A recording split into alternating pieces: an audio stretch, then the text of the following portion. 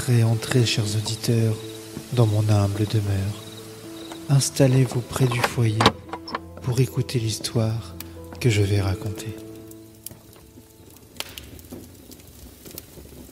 Le témoignage de Randolph Carter. Howard Philip Lovecraft. Raconter des histoires de fantômes dans des endroits sombres et isolés est une tradition honorable. En règle générale, de tels contes, récités de mémoire, ne sont pas du type qui fait de la bonne littérature. Ils sont laconiques, sinistres et généralement décrits comme des faits ayant réellement eu lieu. Les œuvres des grands de la fantaisie moderne, à l'exception peut-être d'Ambrose Bierce, ne sont pas facilement adaptées en de telles récitations. Ils sont trop complexes ou trop ésotériques. Mais voici un conte de Howard Philip Lovecraft qui se prête à la récitation. Pas mot pour mot, mais l'idée de l'intrigue est de celle qui peut être transformée en un conte de minuit.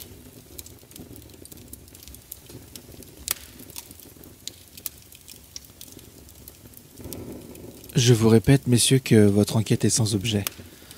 Retenez-moi ici pour toujours si vous le voulez, enfermez-moi ou exécutez-moi s'il vous faut une victime pour vous concilier l'illusion que vous appelez justice, mais je ne peux pas en dire plus que ce que j'ai déjà dit. Tout ce dont je me souviens, je l'ai dit en toute franchise. Rien n'a été déformé ou caché. Et si quelque chose reste vague, c'est seulement à cause du nuage noir qui m'a obscurci l'esprit. Ce nuage est la nature nébuleuse des horreurs qui l'ont amené sur moi. Je le dis à nouveau, je ne sais pas ce qu'il est advenu de Harley Warren, bien que je pense, ou j'espère plutôt, qu'il repose dans un oubli paisible, s'il existe encore quelque part une chose aussi bénie. Il est vrai que j'ai été pendant 5 ans son ami le plus proche, et que j'ai, en partie, partagé ses terribles recherches sur l'inconnu.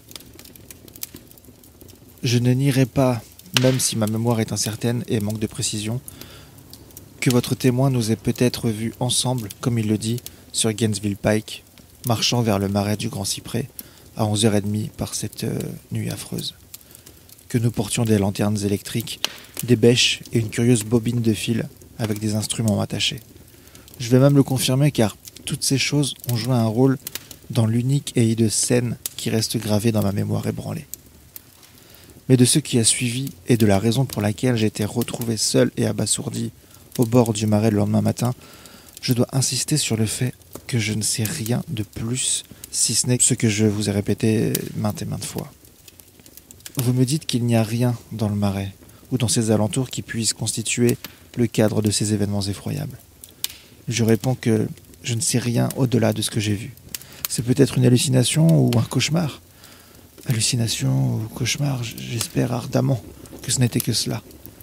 Mais c'est tout ce que mon esprit a retenu de ce qui s'est passé pendant ces heures traumatisantes qui ont suivi le moment où nous avons disparu à la vue des hommes.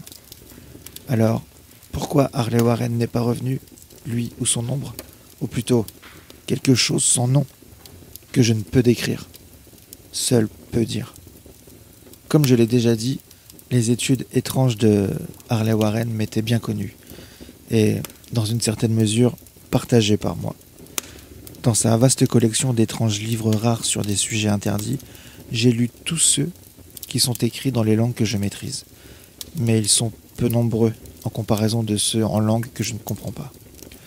La plupart, je crois, sont en arabe, et le livre d'inspiration démoniaque qui a précipité sa fin, le livre qu'il a emporté dans sa poche hors du monde, est écrit en caractères que je n'ai jamais vus ailleurs. Warren ne m'a jamais dit ce qu'il y avait exactement dans ce livre. Quant à la nature de nos études, dois-je répéter que je ne suis pas bien sûr d'en avoir une totale compréhension. Il me semble que c'est plutôt une bénédiction que je n'en ai pas été capable car c'était de terribles recherches que je poursuivais plus par fascination réticente que par inclination réelle. Warren m'a toujours dominé et parfois je le craignais. Je me souviens à quel point je frissonnais devant l'expression de son visage la nuit précédant l'épouvantable événement, quand il parlait continuellement de sa théorie, pourquoi certains cadavres ne se décomposent jamais, mais restent fermes et gras dans leur tombe pendant 1000 ans. Mais je ne le crains plus maintenant, car Je soupçonne qu'il a connu des horreurs dépassant mon entendement. Maintenant, je crains pour lui. Une fois de plus, je déclare que je n'avais aucune idée précise de notre objectif cette nuit-là. Certes, cela avait beaucoup à voir avec quelque chose dans le livre que Warren portait avec lui. Ce livre ancien en caractère indéchiffrable qui lui était venu d'Inde le mois précédent. Mais je jure que je ne sais pas ce que nous nous attendions à trouver. Votre témoin dit qu'il nous a vus à 11h30 sur Gainesville Pike, nous dirigeant vers le marais du Grand Cyprès. C'est probablement vrai, mais je n'en ai pas de souvenir bien net. L'image gravée dans mon âme ne représente qu'une scène et l'heure doit avoir été longtemps après minuit, car un croissant de lune descendante était haut dans les cieux vaporeux. L'endroit était un ancien cimetière, si ancien que je tremblais devant les multiples signes d'années immémoriales. C'était dans un creux profond et humide, envahi par des plantes fétides, la mousse et de curieuses herbes rampantes, et empli d'une autre puanteur vague que mon imagination paresseuse associait de manière absurde à la pierre en décomposition. Nous étions entourés par des signes d'abandon et de décrépitude, et je ressentais un malaise trouble à l'idée que Warren et moi étions les premiers êtres vivants à envahir le silence mortel des siècles. Au-dessus des bords de la vallée, un croissant de lune blafard et déclinant perçait à travers les répugnantes vapeurs qui semblaient émaner d'insondables catacombes, et au travers de ces faibles rayons vacillants, je pouvais distinguer un étalage repoussant de dalles anciennes, d'urnes, de cénotaphes et de façades de mausolées, tous émiettés, couverts de mousse et souillés d'humidité, et partiellement cachés par l'exubérance brute d'une végétation malsaine. Ma première impression consciente de ma propre présence dans cette terrible nécropole concerne le fait de m'arrêter avec Warren devant une certaine sépulture à moitié détruite et de laisser tomber quelques charges qu'il semblait que nous portions. J'observais désormais que j'avais avec moi une lanterne électrique et 2 pelles, tandis que mon compagnon s'était équipé d'une lanterne similaire et d'une paire de téléphones portables. Aucun mot ne fut échangé, car l'endroit et la tâche nous semblaient connus de tous deux. Et sans attendre, nous avons saisi nos pelles et commencé à dégager les plantes, les herbes et débarrasser la terre de cette antique chambre mortuaire souterraine. Après avoir découvert la surface entière, qui consistait en 3 immenses dalles de granit, nous prîmes de la distance pour inspecter la scène charnelle. Et Warren sembla faire des calculs mentaux. Puis, il retourna à la sépulture et, utilisant sa pelle comme un levier, chercha à soulever la dalle qui se trouvait le plus près d'une ruine de pierre qui aurait pu être un monument en son temps. Il ne réussit pas et me demanda de lui porter assistance. Nos forces combinées détachèrent finalement la pierre que nous soulevâmes et basculâmes sur un côté. Le retrait de la dalle dévoila une ouverture noire, par laquelle s'échappa une émanation d'effluve miasmatique si nauséabonde que nous avons reculé d'horreur. Après un certain temps, cependant, nous avons approché la fosse à nouveau et trouvé les exhalations moins insupportables. Nos lanternes dévoilèrent le haut d'une volée de marches de pierre. Elles étaient trempées d'une sorte d'ichor détestable, issu de l'intérieur même de la terre et bordées de murs humides incrustés de salpêtre. Et c'est à ce moment-là que, pour la première fois, ma mémoire enregistre un discours verbal. Warren s'adressant enfin à moi de sa douce voix de ténor et une voix singulièrement imperturbable devant notre environnement fantastique. « Je suis désolé de devoir vous demander de rester à la surface, dit-il, mais ce serait un crime de laisser quelqu'un avec vos nerfs fragiles y descendre. Vous ne pouvez pas imaginer, même à partir de ce que vous avez lu et de ce que je vous ai dit, les choses que je devrais voir et faire. C'est un travail diabolique, Carter. Et je ne doute qu'un homme sans une sensibilité blindée puisse le comprendre et en ressortir vivant et sain d'esprit. Je ne veux pas vous offenser, et Dieu sait que je serai assez content de vous avoir avec moi, mais la responsabilité est dans un certain sens mienne et je ne pourrais pas traîner un paquet de nerfs comme vous vers une mort ou une folie probable. Je vous le dis, vous ne pouvez pas imaginer à quoi la chose ressemble vraiment. Mais je promets de vous tenir au courant de chaque mouvement par téléphone. Vous voyez que j'ai assez de fil ici pour atteindre le centre de la Terre et en revenir. Je peux encore entendre de mémoire ces mots froidement prononcés et je peux encore me souvenir de mes objections. Je me montrais désespérément soucieux d'accompagner mon ami dans ces profondeurs sépulcrales. Pourtant, il demeura obstinément inflexible. À un moment donné, il a menacé d'abandonner l'expédition si je persistais plus longtemps. Une menace qui s'est avérée efficace puisque lui seul détenait la clé de la chose. Je me souviens encore de tout cela, bien que je ne sache plus quel genre de choses nous cherchions. Après avoir obtenu mon acquiescement réticent à son projet, Warren prit la bobine de fil et ajusta les appareils. À son signal, je pris l'un d'eux et m'assis sur une pierre tombale vieillie et décolorée, près de l'ouverture nouvellement découverte. Puis il me serra la main, chargea la bobine de fil sur son épaule et disparut dans cet ossuaire indescriptible. Pendant quelques instants, je gardai encore en vue la lueur de sa lanterne et entendis le bruissement du fil pendant qu'il le déposait derrière lui. Mais bientôt, la lueur disparut brusquement, comme si un tournant avait été rencontré dans l'escalier de pierre, et le son s'éteignit presque aussi rapidement. J'étais seul, encore lié aux profondeurs inconnues par ces brins magiques dont la surface isolée paraissait verte sous les rayons maladifs de ce croissant de lune déclinante.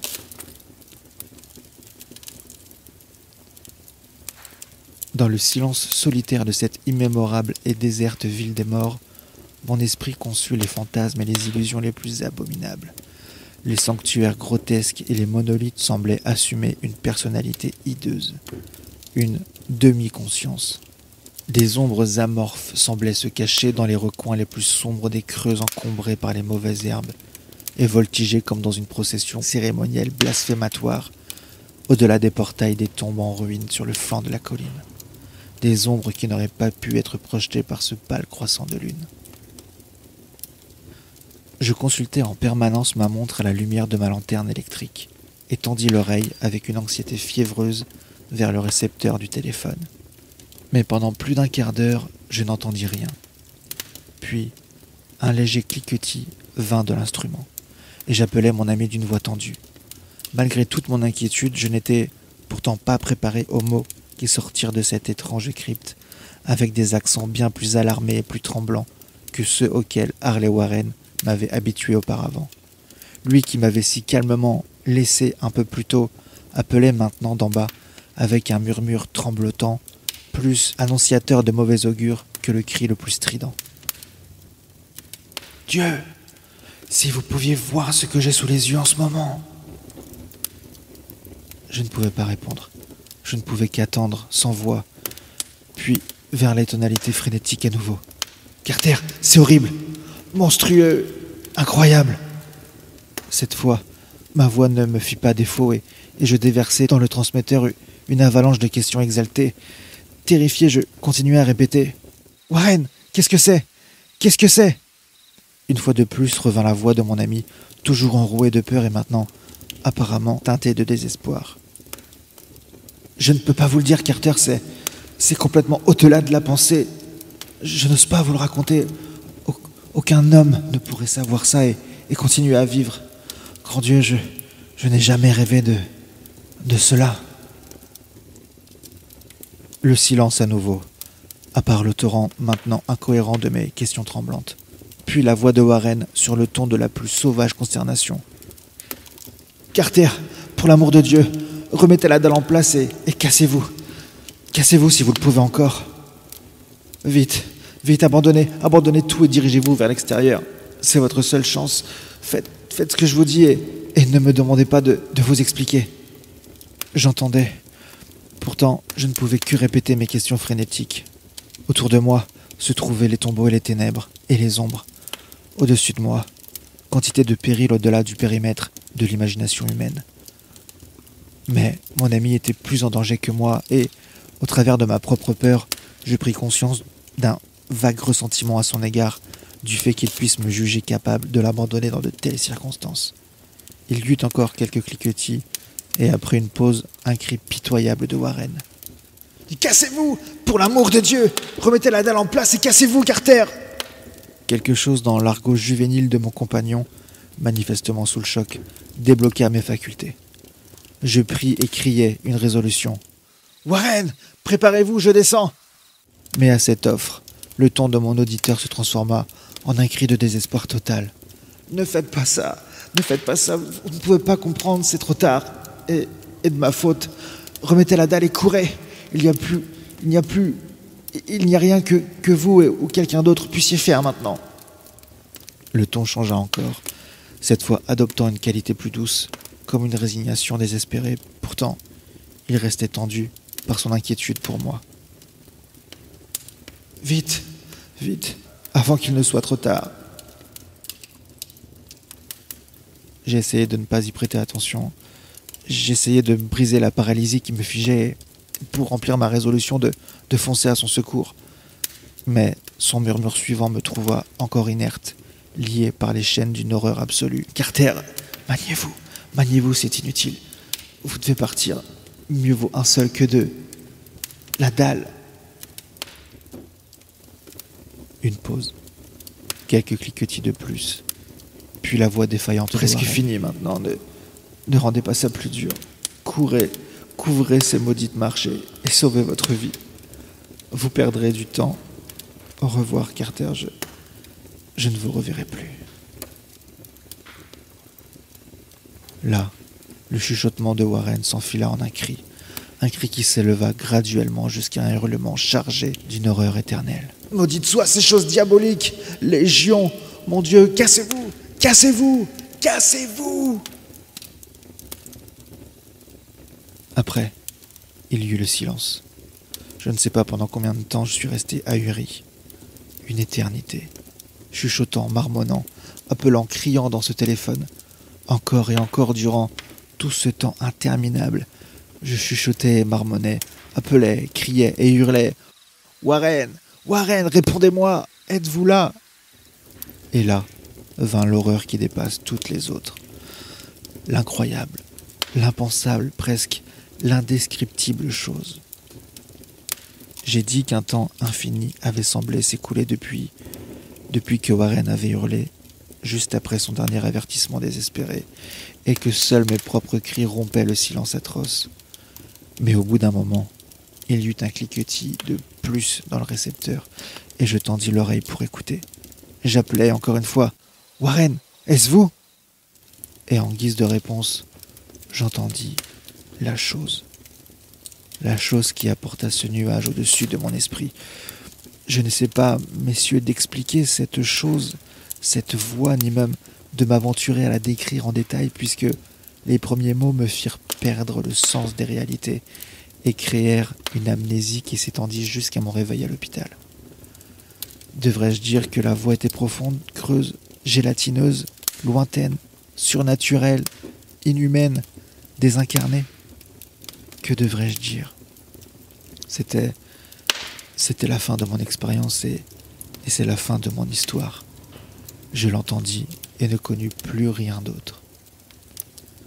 Je l'entendis alors et j'étais assis, pétrifié dans ce cimetière inconnu, au milieu de nulle part, parmi les pierres écroulées et les tombes effondrées, la végétation fétide et les vapeurs de miasme. Je l'entendis parfaitement, depuis les plus secrètes profondeurs de cette épouvantable sépulture ouverte, alors que je regardais les ombres, amorphes et nécrophages, danser sous une lune en déclin maudite. Et voilà ce qu'elle disait. Pauvre fou, Warren est mort.